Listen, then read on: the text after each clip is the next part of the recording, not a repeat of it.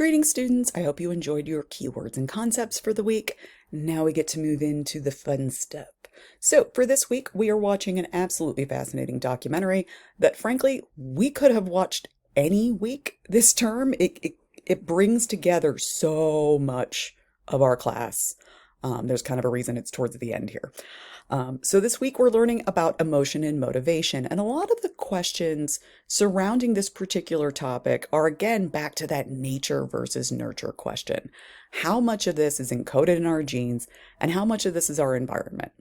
And is that even a question we can answer, right? I mean, there's a lot going on here. So this week we're going to be watching the documentary called Three Identical Strangers. It's about three men who were separated as triplets at birth, only to find each other as adults in college. Yep, good stuff. It is fascinating. It's one of those what in the world kind of documentaries. Absolutely unbelievable stuff. Turns out that the whole thing was a psychology experiment. So again, we could have done this early when we were talking about ethics. Lots of different things here. So as we're watching this documentary, I want you guys to keep in mind that nature versus nurture question with emotion, with motivation, right? How much of these boys' lives were shaped by their shared and identical DNA, and how much of it was shaped by their individual parents, right?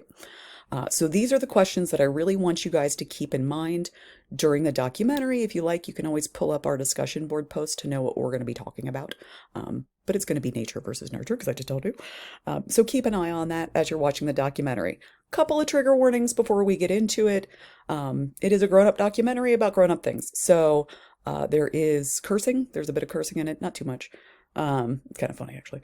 And sadly, there is suicide in this. So just a heads up that is coming. I don't want anybody caught off guard by that or alarmed. It is a fascinating documentary.